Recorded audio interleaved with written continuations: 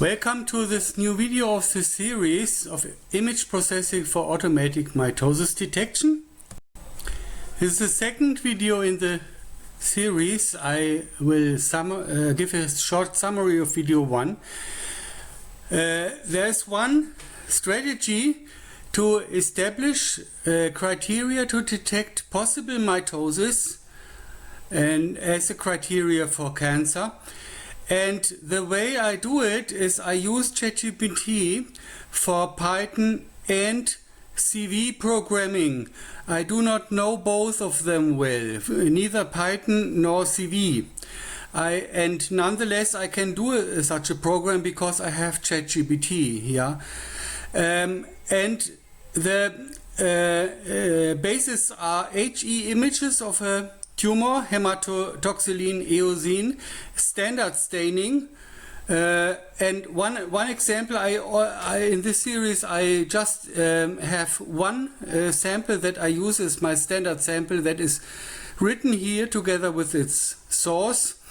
The nuclei are dark and blue, and the cytosol is lighter and more reddish. Yeah, the cell walls you do not see.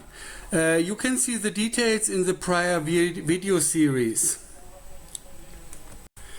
Still summarizing, in the first video I used two criteria, NK, that is German for normale Kerne, the normal nuclei. So that in the first one I just made the criteria all pixels are above a threshold. Yeah, and as distinguished from that, the mitosis candidates, German Mitose Verdachtkandidaten MVK, this subset consists of all the nuclei where not all pixels are above threshold, but the median of the pixel intensities still is above this threshold. So there are only some few outliers.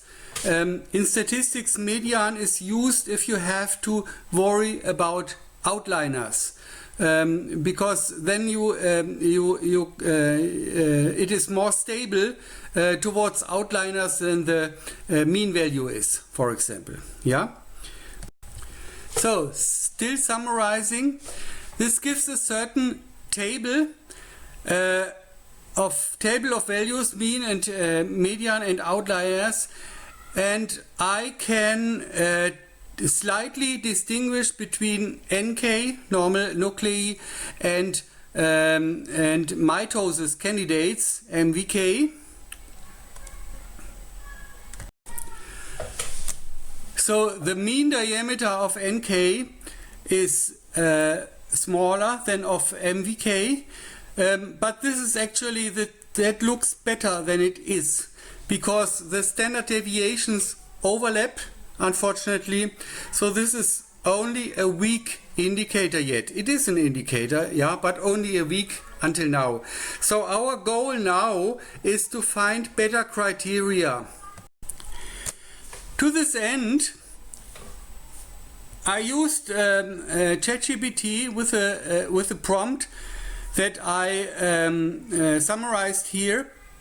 I verbally explained my intention.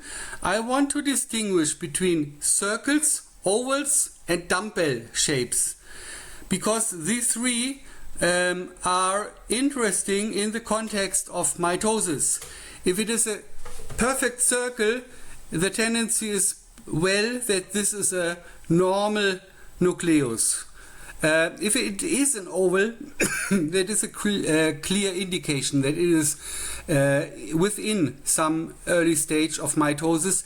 If we have a dumbbell, so two centers and only a minimum in the middle, this is when short before the two cells during mitosis, shortly before they separate. So this is also a criteria for mitosis. So with these shapes I already have an indication of whether I have mitosis or not. I use the 2D moments to distinguish between them, because mathematically the 2D moments they are appropriate for that geometrical, from the geometrical side. In that you use matrices with weight entries in the respective geometry. So for establishing that something is a circle, you use as circular geometry, like x squared plus y squared, and or things like that. If you want to establish an oval, you use a one-dimensional scratched geometry and a dumbbell as well. You can formulate all these three forms especially well in the form of 2D moments. I want to point out that 4 directions are sufficient for us. So x, y, and the two diagonals, main diagonal and non-main diagonal. And I asked the prompt to discuss the strategy first and only then to implement. So the first results were the implementation was successful. And adaptation, I did quite some adaptation to make it better usable. That was also successful. It is really possible, well possible, to program going way and back in this way with ChatGPT. You have a look to watch out a bit that he, for example, doesn't forget any features that he had already in the last version. But it in this range, it is well possible to program that way. Yeah. What I found out that the choice of matrix weights was not yet optimal, so the data was not very clear to be interpreted. So I don't show it here.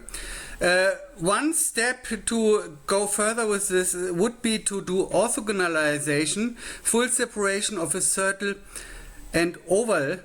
But this is impractical or even mathematical impossible if you think about it. So the moments, the 2D moments, probably are not the best choice here, at least not to be taken alone. If you combine them with other criteria, they can help, of course, but it is not well possible to completely separate between circle, oval and dumbbell in this way. They have too much symmetry they have in common, and you are left with an uncertainty in interpretation in that case. Next approach is symmetry analysis. The circle within a ROE is symmetric around the center. Yeah. So if I make a rotation of whatever angle I want, that should the transformed image should look more or less the same. Yeah. Especially easy is rotation by these degrees that I listed down. So to 90 degrees or half of 90 degrees, 45, and this in all arrangements.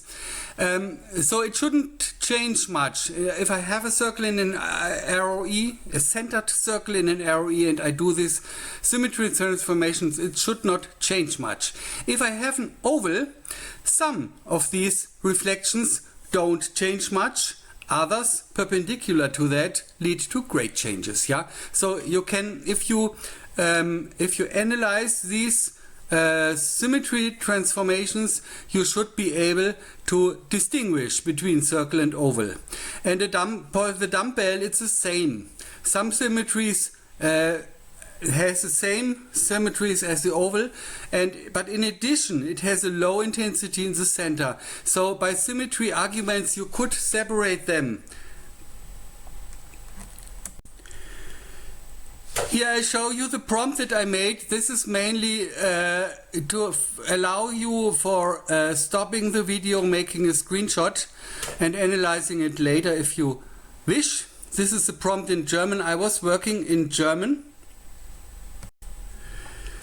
This is the same prompt translated in English. So I just stated in verbally what I needed.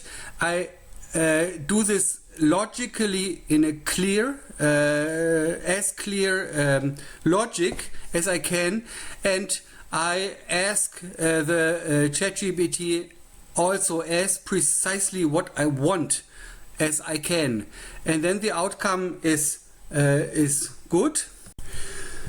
What I noticed though is that I need to refine criteria. So this was not sufficient until now.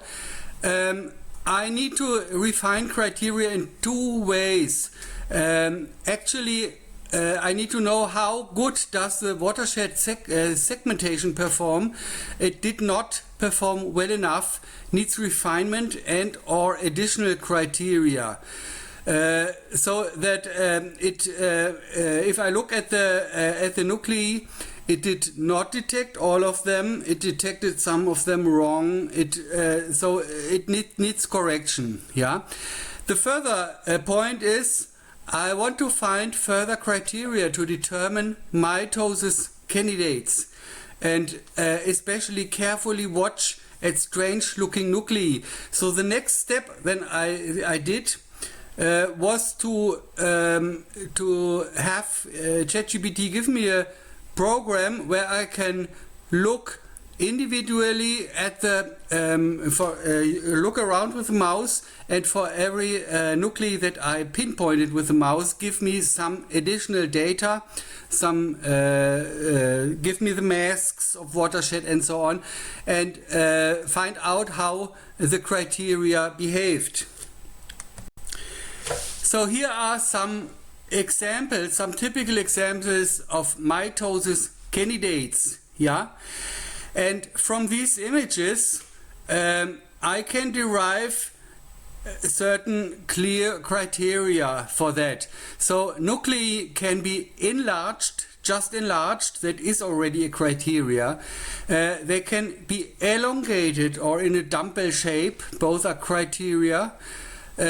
I can have strong intensity fluctuation, or several nucleoli visible, or nuclei are in strange forms. You can see this clearly in these examples. So for example, this one here is extremely elongated. Yeah, several of them are elongated. This is already elongated, and several of them are enlarged, as this example, or also these. Yeah, this is enlarged and elongated. Actually both two of them. Yeah, and so you have several criteria, and the strong intensity fluctuation is also an indicator, as you see here.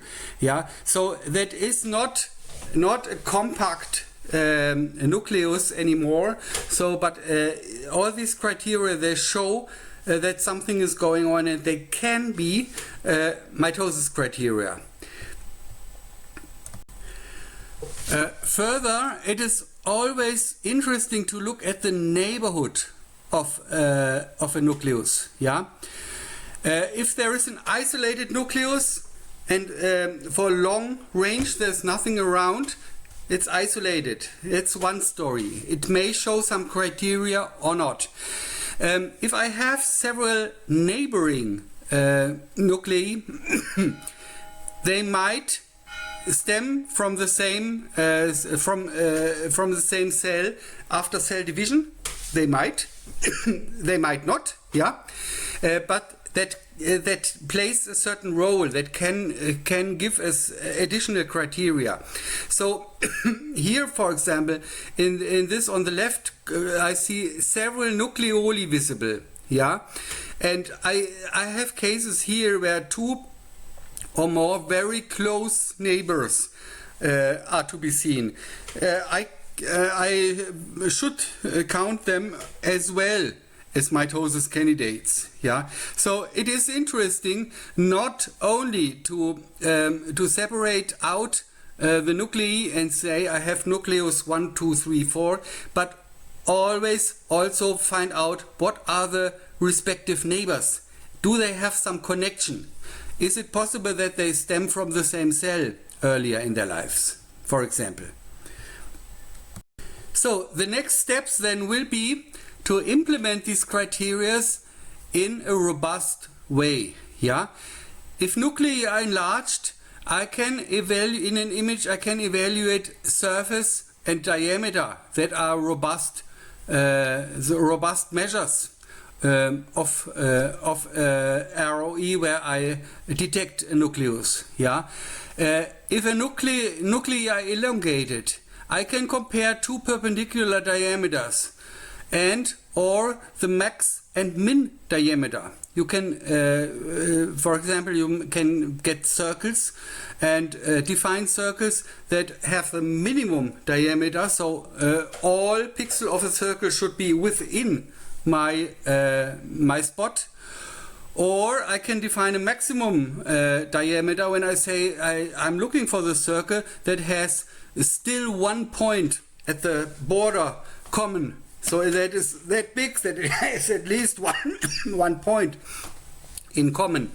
Then I have the maximum diameter, and this is also this is a measure for the irregularity and the deviation from the sphere. If these two are very close together, it's close to a circle.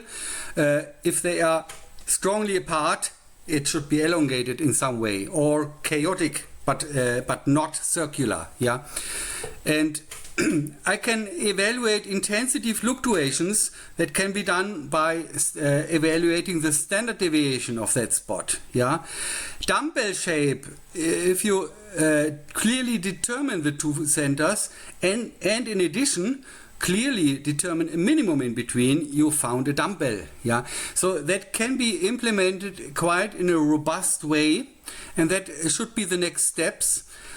And if this is done, I want to point out these criteria that I listed up there.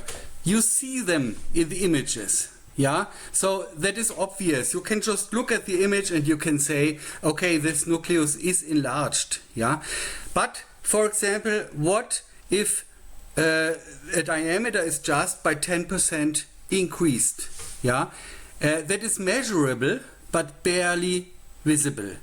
And this kind of procedure to automatically determine these criteria and then look for statistics of something that is just about 10% increased is an additional step to make this analysis better than just looking at it. Yeah, and this can be done in several ways. Such a 10% increase, maybe you do not see it. Maybe even a 5% increase is already significant. Would be interesting to check. Yeah. Okay, so that's for this video. More to come.